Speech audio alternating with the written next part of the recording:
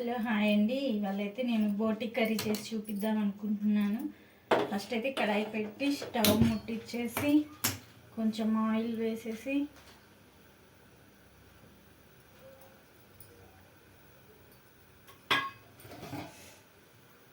Oil మరిగిన తర్వాత పచ్చిమిర్చి వేయాలి.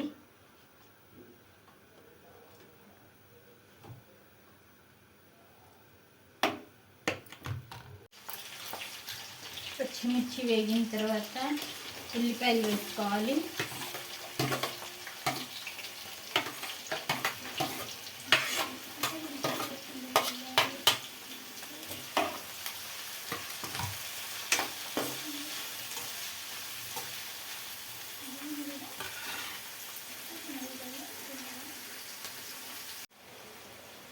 ఉల్లిపాయలు పచ్చిమిరపకాయలు మగ్గిన తర్వాత టమోటాస్ వేసుకోవాలి.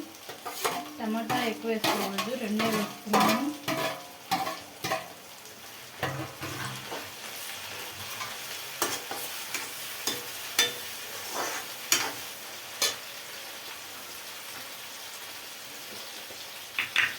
దీంట్లో కొంచెం పసుపు,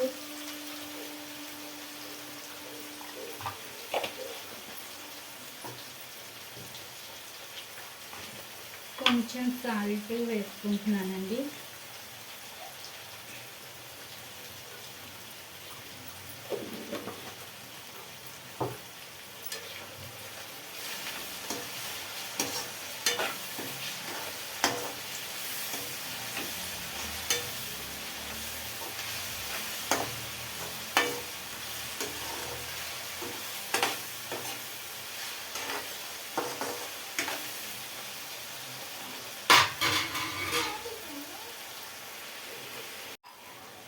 టమాటాలు కూడా మగ్గిపోయినాయండి. ఇవైతే బోటి శుభ్రంగా క్లీన్ చేసుకొని పసుపు ఉప్పు వేసుకొని ముందుగానే ఉడకబెట్టుకొని పక్కన పెట్టుకున్నానండి. ఇప్పుడు టమాటాలు మగ్గిపోయినాయి కదా, ఇప్పుడు దీనిలో ఇవి వేసేస్తున్నాను. కొంచెం నూనెలో మగ్గిన తర్వాత అల్లం చిన్నుల్లిపాయ పేస్ట్ వేసుకోవాలి.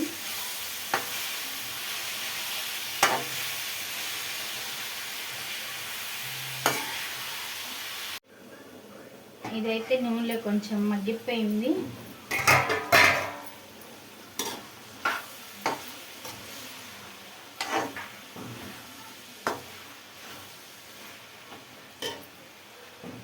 ఇప్పుడైతే కొంచెం అల్లం చిన్నుల్లిపాయ పేస్ట్ అయితే వేసుకోవాలి.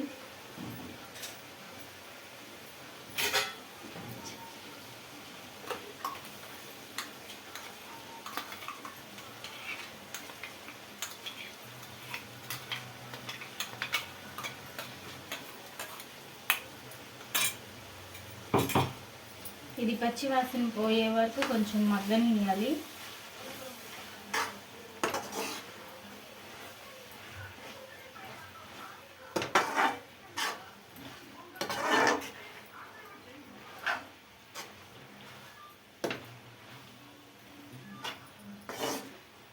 దీన్నైతే కొంచెం సేపు మగ్గనిద్దాం.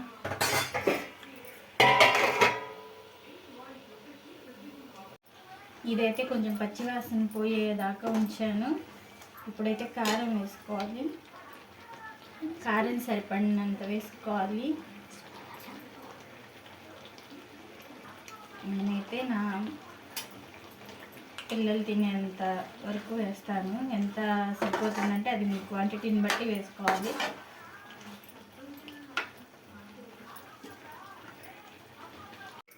అప్పుడైతే మొత్తం మగ్గిపోయిందండి.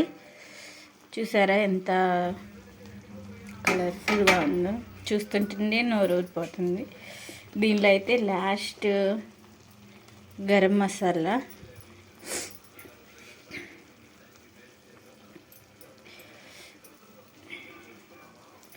ఒక 2 సెకండ్స్ ఉంచి తర్వాత కొత్తిమీర పుదీనా వేసుకుంటే కర్రీ రెడీ. ఇప్పుడైతే లాస్ట్ వన్ కొత్తిమీర పుదీనా వేసేసానండి. బోటి కర్రీ ఈజ్ కంప్లీటెడ్. వేడి వేడి అన్నంలో బోటి కర్రీ వేసుకొని మా పిల్లలు తింటున్నారు. టేస్ట్ ఎలా ఉంది కన్నా? Thank you.